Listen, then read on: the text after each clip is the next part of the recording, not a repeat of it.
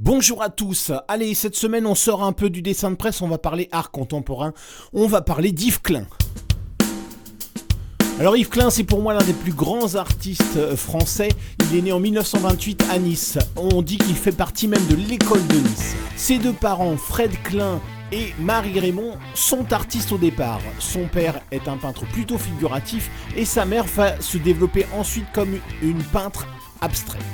Yves Klein baigne dans l'art, mais il ne veut pas devenir artiste au départ, il veut devenir judoka. Ce qui va le pousser à partir au Japon et à quitter la France pour apprendre le judo.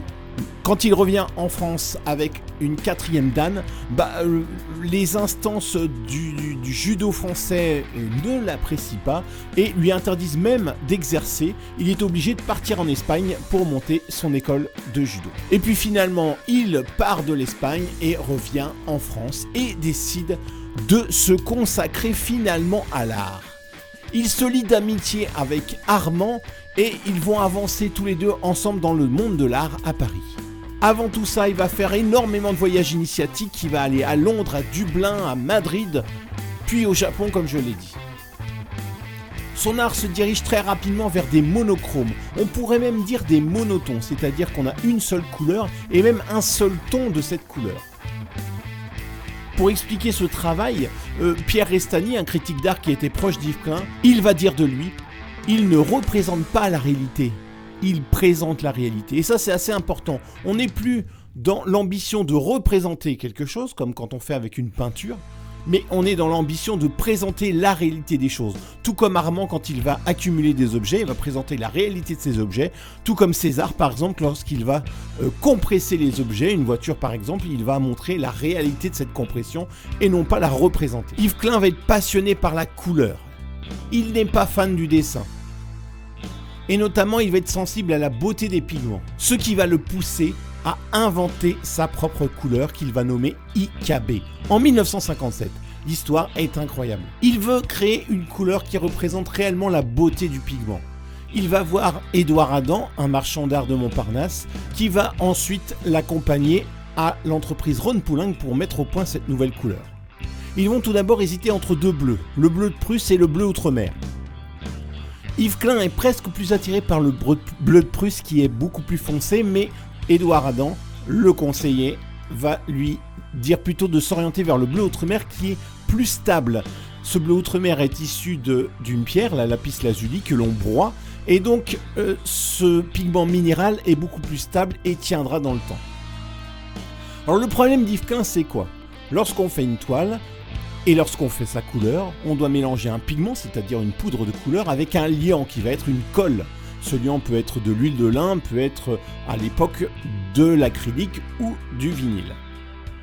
Le problème, c'est que ce liant laisse une petite couche sur la toile au-dessus du pigment et cache la beauté du pigment. C'est ça que Klein veut éviter. Avec Rhône Poulenc, ils vont monter l'IKB, c'est-à-dire on prend une colle vinylique qui va servir à coller les pigments, mais on va la diluer cette colle à 95% d'alcool. Alors qu'est-ce qui se passe lorsqu'on pose cette peinture sur une toile ? L'alcool va s'évaporer, les 95% d'alcool vont s'évaporer, donc il va y avoir une partie infime de colle vinylique, et on n'a plus ce liant qui reste au-dessus du pigment et qui empêche de voir la beauté du pigment. Voilà, Klein a inventé son bleu, il va même déposer le brevet, et il va le décliner sur plein d'objets, des éponges, des objets différents, des moulages, etc. Si vous remarquez, Yves Klein n'a pas signé ses œuvres de son nom Klein, il va les signer que Yves. Tout comme Armand Fernandez va signer son travail Armand, tout comme César va signer de son simple prénom César. Et pourquoi donc ? Tout simplement parce qu'ils font partie d'un ordre religieux, tous les trois, le même ordre qui s'appelle les Rose-Croix, et qui leur demande de ne pas signer leurs œuvres par leur nom de famille. Yves Klein va travailler complètement ces monochromes, ils ne seront pas bleus, on va avoir différentes couleurs de monochrome, mais toujours avec ce même principe d'IKB. Yves Klein est un homme entier et il va essayer de présenter son travail le plus possible, réaliser des films, faire des conférences, il va même aller au Festival de Cannes. Ce qui va être un peu fatal pour lui. En 1962, il présente un film de son travail au Festival de Cannes. Il est totalement incompris par des gens qui jugent et qui, au lieu de comprendre, se contentent de juger. Ça, il y en a partout. Énervé par ce comportement, il va avoir une première crise cardiaque qui va commencer à l'affaiblir énormément.